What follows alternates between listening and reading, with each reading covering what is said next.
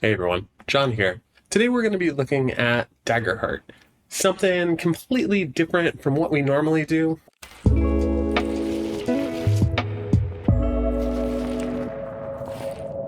It's out in open beta today, so I'll leave some links down in the description to what I'm looking at here so that you can check it out for yourself. This is Daggerheart is by Darrington Press, Darrington Press being associated with Critical Role. They also released a game, I think last year, called Candle Obscura. The game hasn't had that great of a reception online, just because there's another game called Vason that's very similar, and I don't really know where I stand with Daggerheart. But let's look into this and do a character creation or look through some of these documents. So just kind of opening it up here, I did play Daggerheart and I was able to get a zip file with a bunch of files in it. There's starting here. So this is some information about the quick start. There's some info, I guess, here for game masters as well as players. The open beta test document has some information here. So yeah, I think that this is a significant document to all of it. It's 377 pages. So if we kind of go through here, I know that there's an overview that we can look at. Let's go find that. Just taking a moment. Some credits. Yeah, so we have introduction, what's tabletop, touchstones, information about the game. There's preparing for adventure, character creation, bunch of information there. Domains, class, ancestry, community. I know that all of that's associated with character creation. Yeah, so it looks like part one is really giving you an overview and then immediately jumps into character creation. Part two is all about how to play, gives you insight to all of the mechanics, leveling up, equipment, loot. Part three, I think part three then jumps over to the game master side of things because you have information here about principles and avoiding pitfalls, preparing a session, running a session, and then part four. Part four, I guess, is just about running a campaign, dealing with backstories and planning an arc. Definitely some interesting stuff here. I don't know if they have a part five yet. Just kind of looks empty there. I'll click on that. Yeah, that didn't go anywhere. But yeah, tons of pages, tons of information here. Certainly interested to see kind of how they set up session preparation and what they talk about there for game masters. Then if we jump over here, another one of the files is a quick start adventure. So this would be, I think this includes characters, so pre-gen characters. It includes an adventure for a game master to run. Yeah, you can see like a bunch of this is already filled out here. So that's pretty cool. Yeah, so I ended up getting a file with 9 different classes. So this is, I guess, known as a class package. It gives you information on creating that class. So it looks like you could really just look at this document here. This is for the Bard specifically. And I think there's 1, 2, 3, 4, 5, 6, 7, 8, 9. 9 classes that you get with this this start. And then I also saw a multi-class. And it looks like a multi-class just kind of like fits on. It's like a fixed to your character sheet. So there's a lot of like paper play that you do on the table. This is also, I'm aware that this is like a card style. It's like a character sheet, and then you have cards that you also play with. So for instance, these would be all of the ancestries that you would have. So you would cut all of these out and then play with those, or pick one up, and that would be the ancestry that you had. They also have community. Looks like there's also spell cards as well. So I guess your cards would be spells, kind of similar to those actions in D&D 4 or 4th edition. Then, yeah, multi-class. So to create a character, what I learned about was that Demiplane is an application that does character creation, and they have all of the playtest information built in here. So I just signed up for an account, and I'll just see kind of what their build looks like. So getting started, I can pick from pre-generated characters. I can name a character. I guess Jim Hawkins. Pronouns. Do that. We can set level. Looks like it goes all the way up to 10. I think I've heard that 10 is the cap for this game.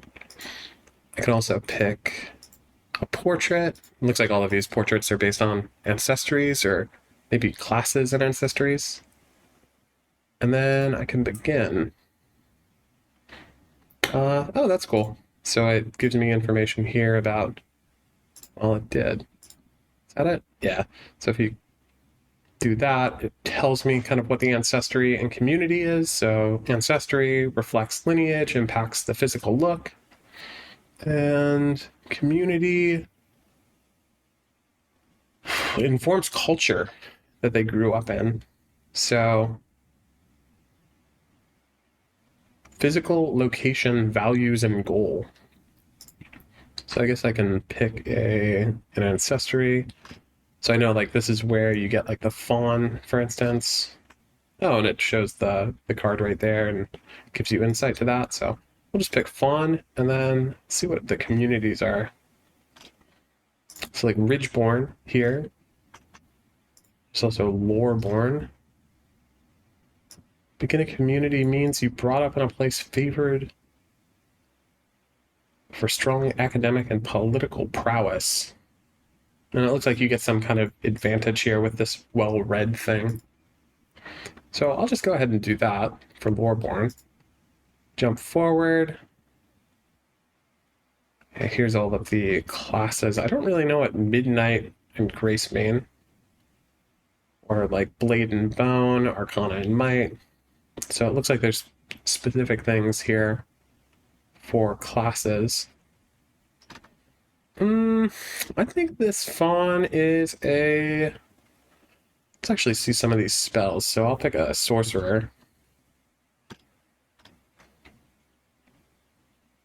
There's a class item. So this looks like a spell focus to a degree. Arcane Sense. There are subclass options available. So a bunch of information there. I don't like how the UI changes throughout this process. Certainly easier than going through the pages, but just finding the next button to proceed is kind of all over the place.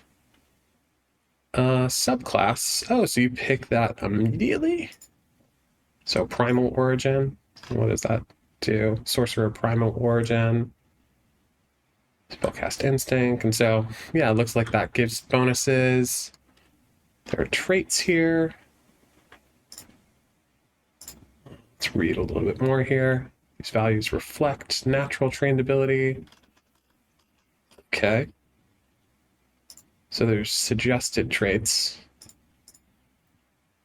Oh, and that's these suggested traits here, I guess?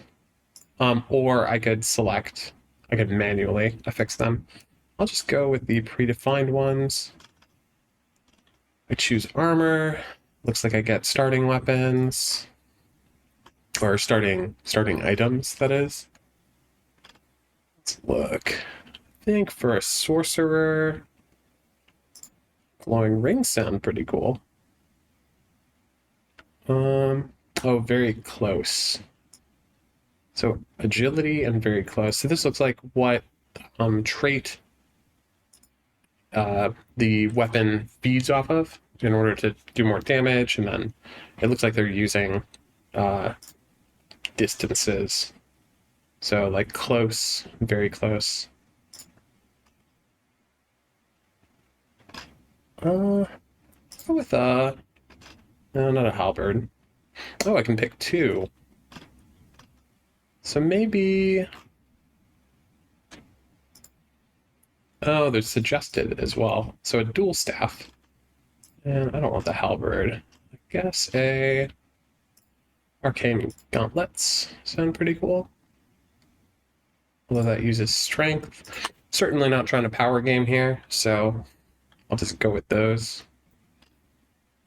And then get starting armor.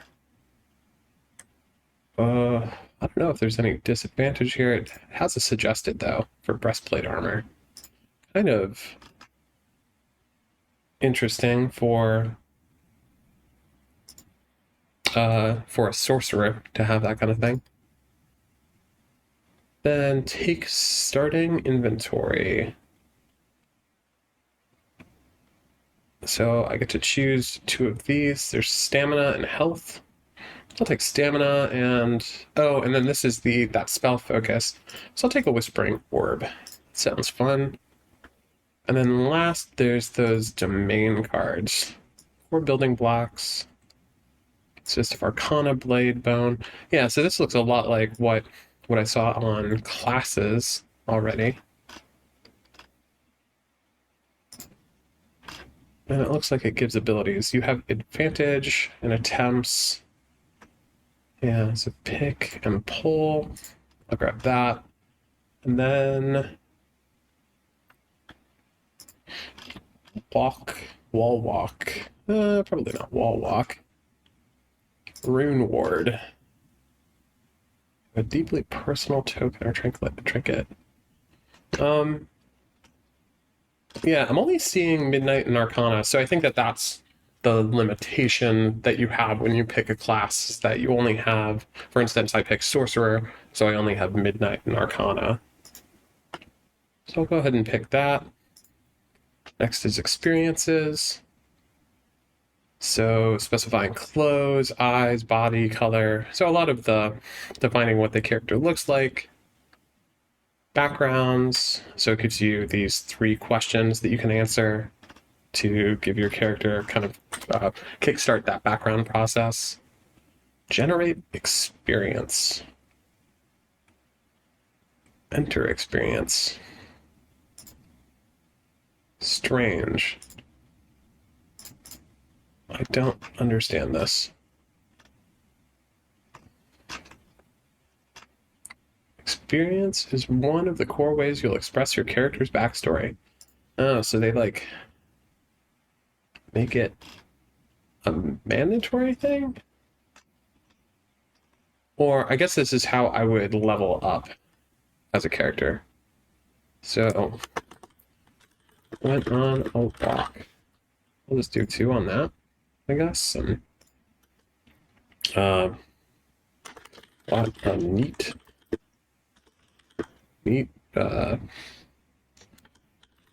trinket. That do that for me? Yeah, I guess that did. Level 1, some information about leveling. Then I can see my character sheet. I think that this is a digital character sheet that Demiplane provides. Yeah, so not too dissimilar from Beyond in a way. Looks like they have these like this little mouse icon whenever I can roll for something. Then I could just roll on here and it gives me results. Yeah, so it's just giving me the results right there. That's pretty cool. Then I have it all there. Yeah, I would say, if you like the online play, this is using Demiplane not only simplifies the character creation process, but also just like makes it less paper management happen. Like a lot of the characters, as we saw in the playtest kit. So like this for Bart, for example, you would print out all of these cards. You would print out all of the ancestries, as well as the character sheet itself. Yeah, it's just a lot of paper to print out in order to play this game, to where I think that this, saves some trees. But yeah, that's really the extent of what I wanted to do here. I hope you guys enjoyed it. Leave a comment if I got anything wrong. I feel like with this being so new, I'm trying to understand it, but there's certainly a lot to go through with the quick play. So yeah, until next time.